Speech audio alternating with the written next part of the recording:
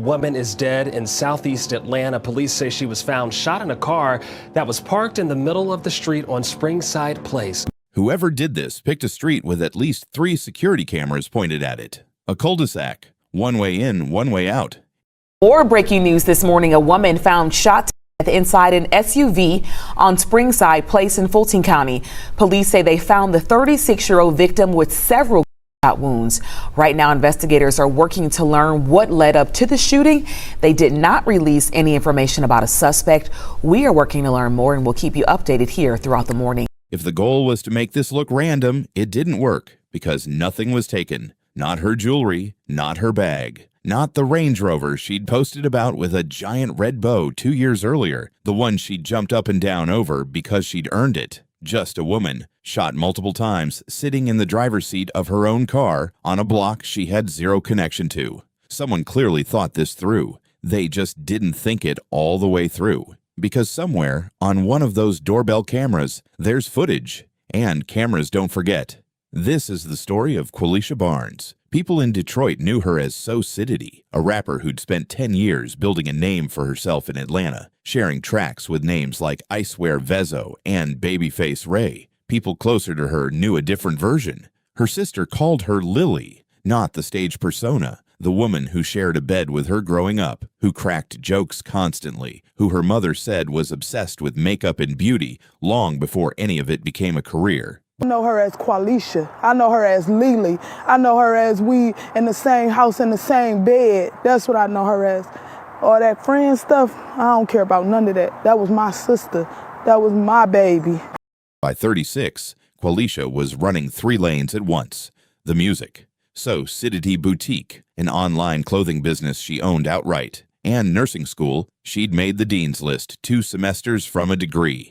She'd even closed her physical boutique to focus on finishing school. This wasn't someone coasting. This was someone closing in on the life she'd been building for a decade. For over a year, she'd been open about wanting a baby. When it finally happened, she was 14 weeks along and had told almost no one. The man involved was already married with a new baby at home. A wife who had no idea any of this existed. According to people close to the family, the pressure to end the pregnancy started almost immediately. Keep it quiet or watch the marriage come apart. Qualisha refused. Her family says that refusal is the moment everything started moving toward April 8th. Because of morning sickness, she'd spent the past month staying at her mother's place in Sandy Springs. On the evening of April 7th, she left to handle something. Her family hasn't said what, and stayed on the phone with her mother until midnight. They went over the plan. Airport by 6:30, a 9 a.m. flight to Detroit, where her sister was waiting to take care of her through the pregnancy. Routine. The kind of call you forget about 5 minutes after hanging up. Except somewhere in the hour and a half after that call ended, Qualisha ended up on Springside Place, southeast Atlanta. Not her side of the city, not a street she had any known reason to be on.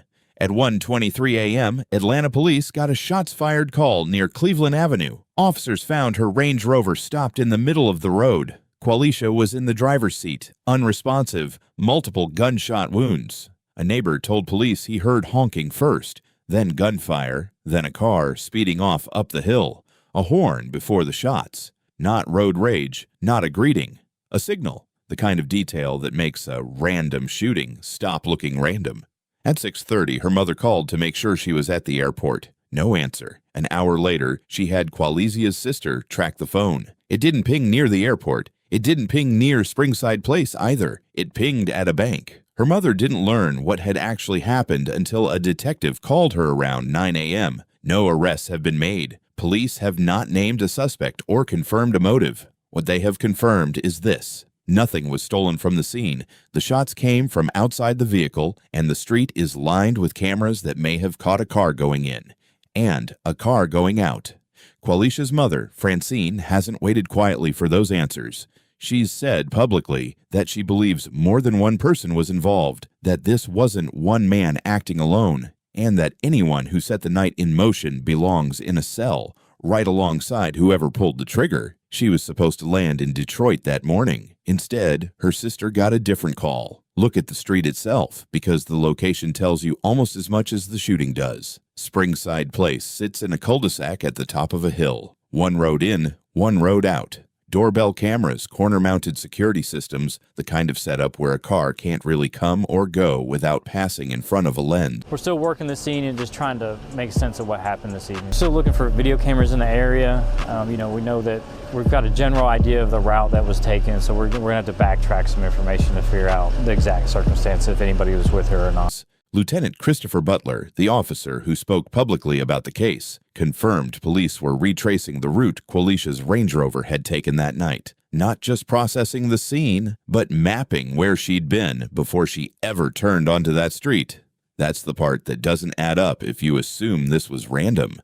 A car had to travel that road twice, in and back out. Whatever happened on Springside Place almost certainly left a trace somewhere along the way. And yet, no named suspect, no arrest.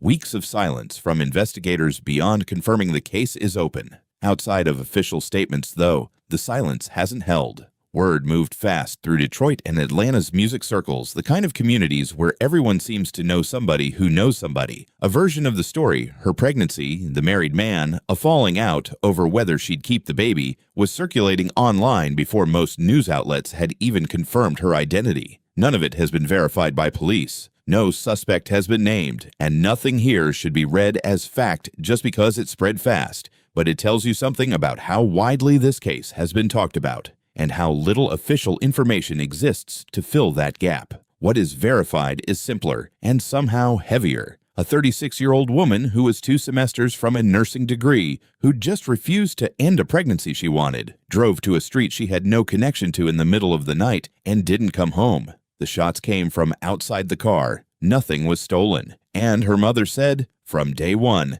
that this wasn't random. When the news reached Detroit, it didn't read like a headline to the people who knew her. Her cousin posted online, "Life is not fair. Y'all didn't have to do her like that." Detroit Got Talent, a platform that had supported her early music, called her Detroit's own, said her legacy would keep shining. 2 cities, Detroit and Atlanta, both claiming her, both grieving the same loss. Her mother, Francine, has been the most direct voice in all of it. She said publicly that justice to her doesn't mean one arrest. It means everyone who had a hand in setting that night in motion, not just whoever fired the shots. If you instigate something that causes a murder, she said, you need to go to jail too. That's not a mother speculating. That's a mother who's already done the math on what she believes happened and isn't interested in a version of justice that stops at one name. Atlanta police have asked anyone with footage or information to come forward through their anonymous tip line. As of now, that's where the case sits.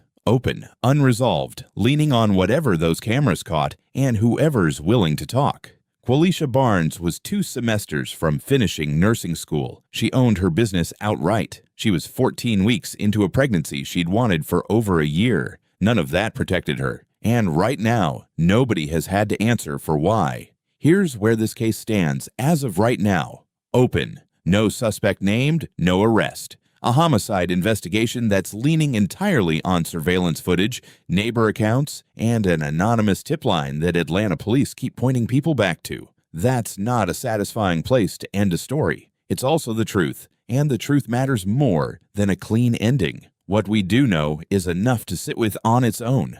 A woman built a life across 10 years in a city that doesn't make that easy. A music career real enough to land features with established Detroit artists. A boutique she ran herself. No partners, no investors. Her name on it. A nursing degree 2 semesters from finished. A pregnancy she wanted, that she'd been open about wanting for over a year, and that she refused to give up when someone made it clear they wanted her to. Then a phone call at midnight about a 6:30 a.m. flight. Then a street she had no reason to be on. Then silence, until a detective called her mother at 9 in the morning. It's worth saying plainly, cases like this don't get talked about as much as they should. When the victim is a woman, and especially a pregnant woman, the coverage tends to move on faster, the public pressure tends to fade quicker, and investigations tend to stretch longer without anyone outside the family pushing back on that. Qualisha's mother has made it clear she's not interested in letting that happen here. She's been vocal, repeatedly, publicly,